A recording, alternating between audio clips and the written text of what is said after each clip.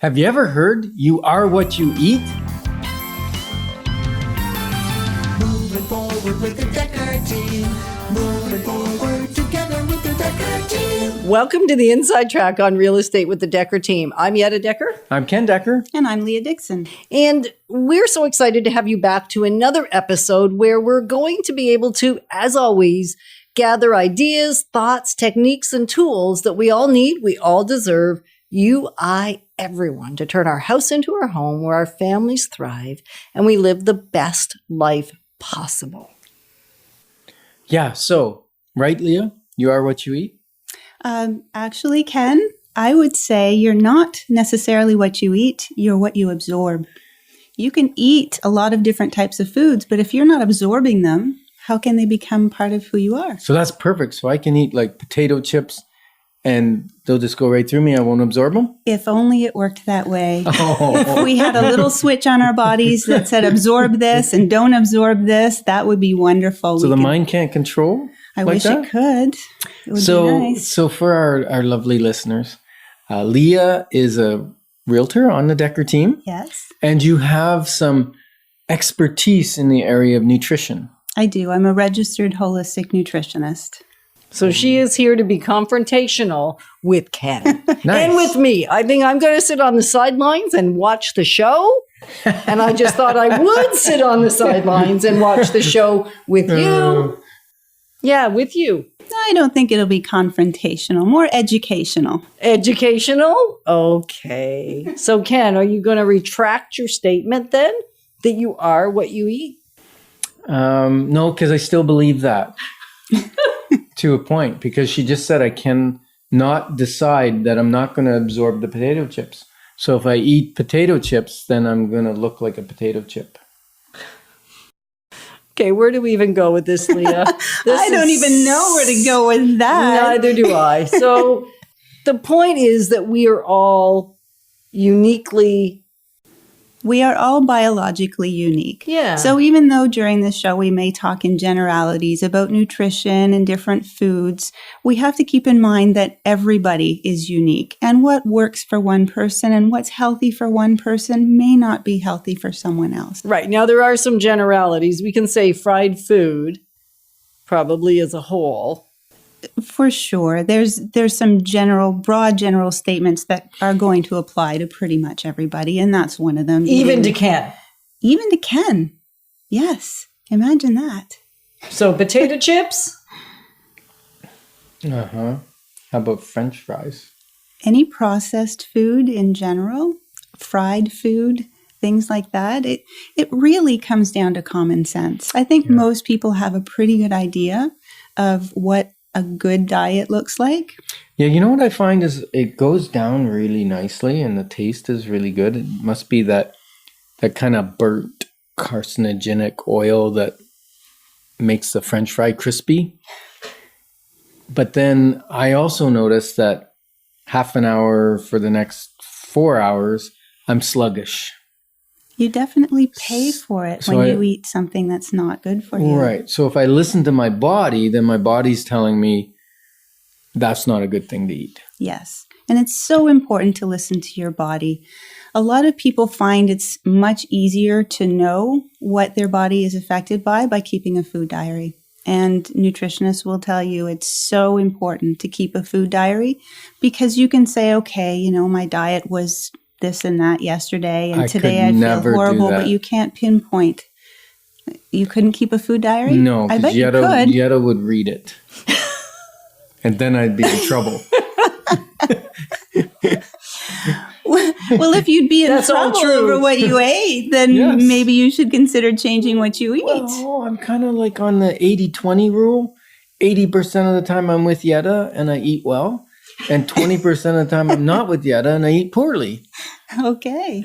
And how do you feel that 20% of the time? Worse. Right. But is indulgent. It worth it? Sometimes it is. Sometimes. And so you're right. Sometimes it is.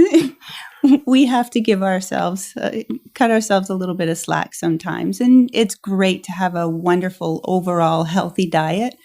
But to have a special treat once in a while, if you like. Now, there's an interest. I'm going to be controversial. Okay. Confrontational. I guess. Because Yetta and I were talking about this. And why do we call something that's bad for you a treat? Why don't we call a treat a nice orange or some fresh organic grapes or some organic raspberries or strawberries? Or True. That's a treat. Yes. The other is harmful. So what could we call something that we like to eat but don't call it a treat? Any thoughts? Well, we could choose to move the word treat to what really is a treat for our bodies, a treat for our mind, a treat for our being, rather than only a treat for our taste buds. Or maybe it's a treat for my childhood memories, because many of those things that I would call a treat, like cotton candy, here are Confessions 101. Oh, I love it. Tootsie Rolls, things like that, that's part of my childhood.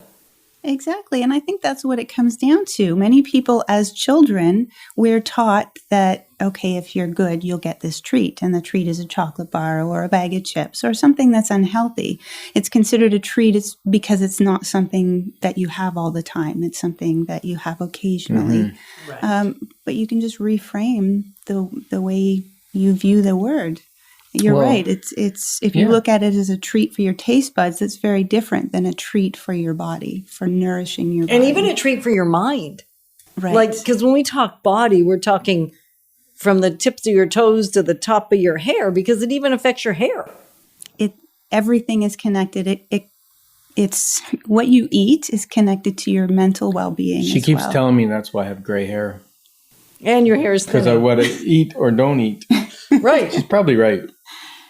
So I think this is an interesting thing. Share your thoughts, like on what's a reframe for the word treat when it's good for our being, but maybe, and it's not even the raspberries taste bad for our taste buds. They taste awesome. great on our taste buds, cherries and. Well, when our grandkids come, I make sure there's raspberries, blueberries, bananas, oranges, grapes, and apples, because if we don't have chocolate bars and chips and things in the house, or don't hide them, we hide them up in the top cupboard. For you. For me, the odd time.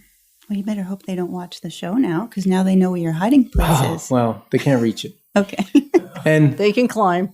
But it's amazing to watch the fruit disappear. If you take it out, wash it, clean it, put it in a bowl, it's gone. Right. And it's a treat. It's a treat to the taste buds.